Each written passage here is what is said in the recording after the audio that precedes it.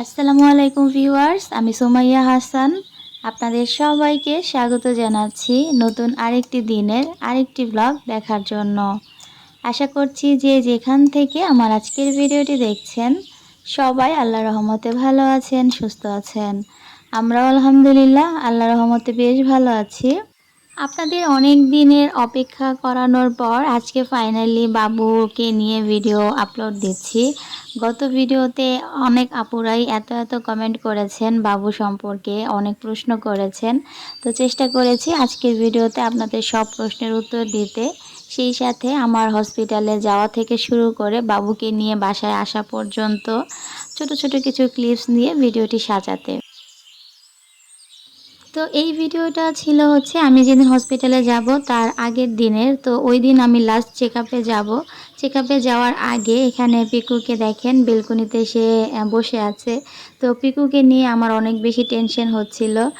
মানুষ দেখা যায় যে একটা বেবি রেখে যখন আরেকটা বেবির জন্য হসপিটালে যায়, যে টেনশনটা হয় পিকুর জন্য কিন্তু আমার সেরকম টেনশন হচ্ছিল।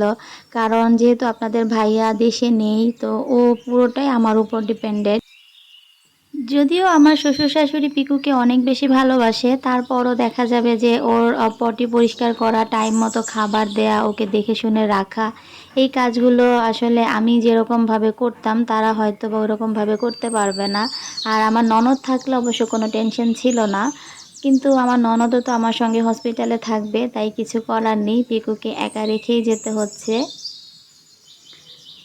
এর আগের একটা ভিডিওতে একজন আপু আমার কাছে আমার এই মানি প্ল্যান্ট গাছটা সম্পর্কে জানতে চেয়েছিলেন। তো আপুর জন্যই আমি গাছটা একটু দেখিয়ে দিচ্ছি ভিডিওর মাঝখানে। এটা আমি কাটিং থেকে করেছি, জাস্ট মানি প্ল্যান্টগুলোকে পাতা থেকে ছোট ছোট করে কেটে পানিতে ভিজিয়ে রেখেছিলাম। আর শেকড় হওয়ার পর এগুলো মাটিতে পুঁতে দিয়েছি, তাতেই কিন্তু মাশাআল্লাহ এগুলো খুব সুন্দরভাবে বেড়ে উঠেছে।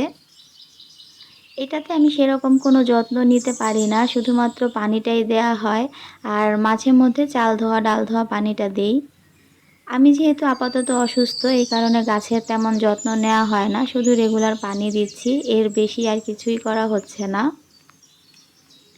তো বের হওয়ার আগে আমি আর আমার ননদ এখানে খেয়ে নিয়েছি। আজকে হচ্ছে খিচুড়ি আর মুরগির মাংস রান্না করেছিল, তো সেটাই আমরা খেয়ে এই যে বেরিয়ে পড়েছি। আজকে কিন্তু আমি হসপিটালে ভর্তির উদ্দেশ্যে যাচ্ছি না, গিয়েছিলাম চেক আপের জন্য। তো চেক আপের জন্য যাওয়ার পরেই আমাকে ডক্টর ভর্তি হওয়ার কথা বলেছিল যে আমার ডেট ওভার হয়ে গেছে। তাই আমি আর দেরি না করে তার পরের দিনই হসপিটালে ভর্তি হয়ে গিয়েছিলাম। আর এই যে ফাইনালি বাবুকে দেখতে পাচ্ছেন। আপনাদের সবার অনেক প্রশ্ন ছিল যে বাবু নর্মালে হয়েছে না সিজারে হয়েছে। শুরু থেকেই আমার ইচ্ছা ছিল নর্মালে ডেলিভারি হওয়ার, তো আমার সব কিছু ঠিকই ছিল। ডক্টরও বলেছিল যে নর্মালি ট্রাই করা সম্ভব। তবে সবথেকে বেশি যেই প্রবলেমটা হয়েছে সেটা হলো আমার পেইন ওঠেনি।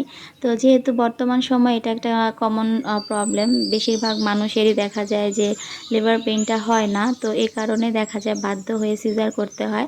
তবে আমার ডক্টর কিন্তু আমাকে সরাসরি সিজারের পরামর্শ দেননি, তিনি বলেছিলেন হসপিটালে ভর্তি হতে, তারা মেডিসিনের মাধ্যমে পেইন ওঠানোর ট্রাই করবে, তারপর হচ্ছে যদি না হয় সেক্ষেত্রে সিজারে যাবে। হসপিটালের নার্স থেকে শুরু করে ডক্টর বা বাকি যারা ছিলেন তারা অনেক বেশি সাপোর্টিভ ছিলেন এবং অনেক বেশি সাহস দিয়েছিল আমাকে, কিন্তু তারপরও কি আর করার, ভাগ্যে না থাকলে যেটা হয় আর কি। আমি গত 30 তারিখে হসপিটালে ভর্তি হয়েছিলাম। 30 আর 31 তারিখ পুরো 2টা দিন আমি অনেক বেশি কষ্ট সহ্য করেছি, অনেক ব্যথা সহ্য করেছি, কিন্তু তারপরও আল্লাহ তাআলা চায়নি বলেই আমার নরমালে সম্ভব হয়নি। ফাইনালি 31 তারিখে সন্ধ্যার দিকে আমার সিজারের সিদ্ধান্ত নেওয়া হয়।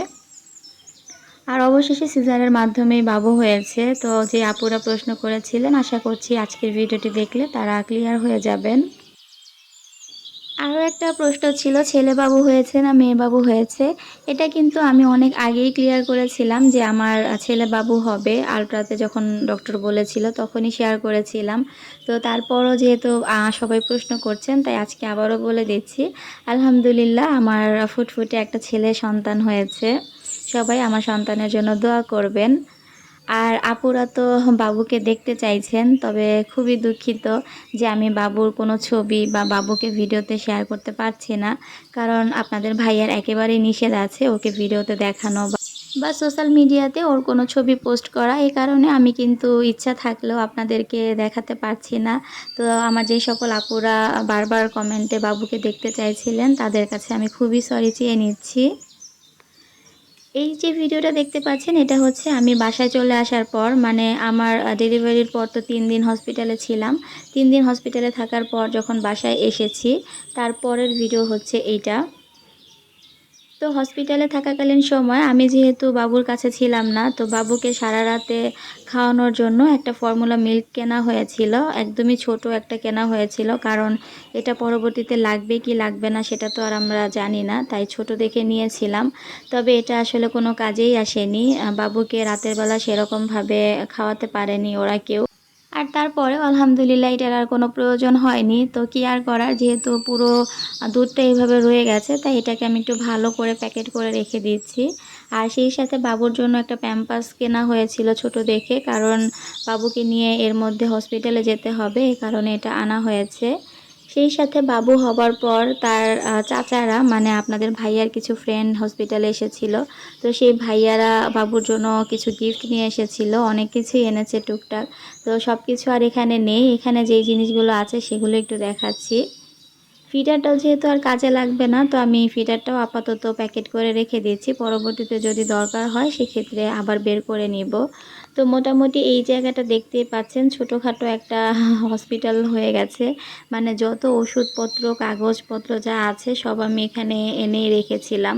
তো এখন হচ্ছে এই জিনিসগুলো একটু গুছিয়ে নিচ্ছি, কারণ এলোমেলো জিনিস দেখলে না আমার আরও বেশি বিরক্ত লাগে, মানে নিজেকে বেশি অসুস্থ অসুস্থ মনে হয়। হসপিটালের এই সময়টাতে আপনাদের ভাইয়া যেহেতু আমার পাশে ছিল না, আপনারা তো সবাই জানেন আপনাদের ভাইয়া বাবু হওয়ার 10 দিন আগেই প্রবাসে চলে গেছে। তো সে তো 10 দিনের ব্যবধানের কারণে বাবুকে দেখে যেতে পারেনি, আর আমার এই সময়ে সেও আমার পাশে ছিল না। তবে সে না থাকলেও আমার ননদিনী কিন্তু আমার পাশে ছিল। এই একটা মানুষ আমাকে এতভাবে সাপোর্ট দিয়েছে একদম শুরু থেকে, হসপিটালে ভর্তি থেকে বাসায় আসার পরেও। যে সাপোর্টটা বা যে কাজগুলো আমার মায়ের থেকে পাওয়ার কথা ছিল, সেই সাপোর্ট বা সেই কাজগুলো আমার ননদ করেছে। ও ছোট হয়েও আসলে এত বেশি দায়িত্ব নিয়ে সব কাজগুলো একা হাতে করেছে। আমি সত্যি খুব বেশি অবাক হয়েছি যে হসপিটালের দায়িত্ব থেকে শুরু করে আমাকে একদম বাসায় আনা পর্যন্ত প্রতিটা কাজ ও একা হাতে করেছে। তো যাই হোক, অনেকে হয়তোবা ভাববেন যে আমার বাবার বাড়ি থেকে কেউ এসেছে কিনা। আমার মা আর ভাই হচ্ছে পরে এসেছে। তো শুরুতে তো আমার ননদ একাই ছিল আমার সাথে। পরবর্তীতে আমার ভাই আর মা এসেছিল। তো যাই হোক, এখানে এই যে দেখতে পাচ্ছেন কিছু ড্রেস, এগুলো হচ্ছে বাবুর চাচারা, মানে আপনাদের ভাইয়ার কিছু ফ্রেন্ড, তারা যখন বাবুকে হসপিটালে মানে খবর পেয়ে এসেছিল তখন সাথে করে নিয়ে এসেছে। তো সেই সাথে বাবুর ফুপিও বাবুর জন্য দুটো ড্রেস কিনেছে। তো সবগুলো আমি একসাথে এভাবে রেখে দিয়েছিলাম। এখন হচ্ছে এগুলো একটু গুছিয়ে নিচ্ছি। আজকের ভিডিও দেখার পর অনেকে হয়তোবা জানতে চাইবেন যে বাবুর নাম কি রাখা হয়েছে। আসলে বাবুর নাম আমরা অনেক আগে থেকেই ঠিক করে রেখেছিলাম, মানে ও যখন পৃথিবীতে আসেনি তখনই ঠিক করে রেখেছিলাম। তো ওর পুরো নাম রাখা হয়েছে সাজিদ আল আয়মান। তো এটা হচ্ছে আমার এবং আপনাদের ভাইয়া দুজনার পছন্দে এই নামটা ঠিক করা হয়েছিল, আর আমরা সেটাই বাবুর নাম রেখেছি। আর একটা ভিডিওতে আমি আপনাদের সঙ্গে শেয়ার করেছিলাম যে বাবুর ওজন অনেক কম ছিল। তো জন্মের সময়ও কিন্তু বাবুর ওজন অনেকটাই কম ছিল, মাত্র 2.5, মানে 2.5 কেজি হয়েছিল। তো সেই হিসেবে বাবু অনেক বেশি ছোট হয়েছে। এই যে এখানে যে ড্রেসগুলো দেখতে পাচ্ছেন, এগুলো একটাও কিন্তু বাবু এখন পরতে পারবে না, যেহেতু ও অনেকটাই ছোট আর অনেকটা শুকনা। যখন মাশাআল্লাহ একটু বড় হবে তখন দেখা যাবে যে এই ড্রেসগুলো পরানো যাবে। তাই এখন আমি এগুলো এভাবে রেখে দিচ্ছি, শুধু শুধু বাইরে রেখে নষ্ট করে তো লাভ নেই। তো মোটামুটি সবগুলো কমেন্টেরই রিপ্লাই দেওয়ার চেষ্টা করেছি। তারপরও যদি দু একটা কমেন্ট কারো বাদ পড়ে যায় তাহলে আমি খুবই দুঃখিত। যদি কারো কোনো প্রশ্ন বাদ পড়ে যায় তাহলে আজকের ভিডিওতে কমেন্ট করে ফেলবেন, আমি চেষ্টা করব পরবর্তী ভিডিওতে আপনাদের কমেন্টে রিপ্লাই করার জন্য। তো যাই হোক, সবাই বাবুর জন্য দোয়া করবেন, সেই সাথে আমাদের সবার জন্য দোয়া করবেন যেন বাবুকে নিয়ে আমরা সবাই ভালো থাকতে পারি, আর বাবু যেন আলহামদুলিল্লাহ ভালো থাকে। মাতৃত্ব আসলে কতটা সুন্দর সেটা শুধুমাত্র মা হওয়ার পরেই বোঝা যায়। মানে মা হওয়ার পরের অনুভূতিটা সত্যি বলে বোঝানোর মতো না। বাবুকে দেখার পর যে অনুভূতিটা ছিল, একটা মেয়ে থেকে মা হওয়ার অনুভূতিটা, সত্যিই বলছি মানে আমি বলে বোঝাতে পারবো না যে কতটা ভালো লেগেছে বা এখন পর্যন্ত বাবুকে দেখলে কতটা ভালো লাগে। সেটা শুধুমাত্র একটা মাই বুঝতে পারবে যে তার সন্তান তার কাছে কতটা প্রিয়। যাই হোক, এখানে বাবুর জন্য বিছানা রেডি করেছি। মানে আমাদের বিছানাতেই বাবুর জন্য এক সাইডে বিছানা দিয়েছি। ওই সাইডে ফ্যানের বাতাসটা একটু কম লাগে, তাই ওর বিছানাটা আমি ওই পাশে দিয়েছি। এতে করে দেখা যাবে যে ফ্যান ছাড়লেও বাবুর খুব একটা ঠান্ডা লাগবে না। যদিও বাবু একদম হসপিটাল থেকেই ফ্যানের মধ্যেই ছিল, মাশাআল্লাহ ওর তেমন কোনো প্রবলেম হয়নি। ওভারঅল আজকের ভিডিওটি কেমন লেগেছে ছোট্ট একটা কমেন্ট করে জানাতে ভুলবেন না। ভালো খারাপ যেটাই হোক না কেন আপনাদের একটা মতামত আশা করছি। আজ এখানেই বিদায় নিচ্ছি। আল্লাহ হাফেজ।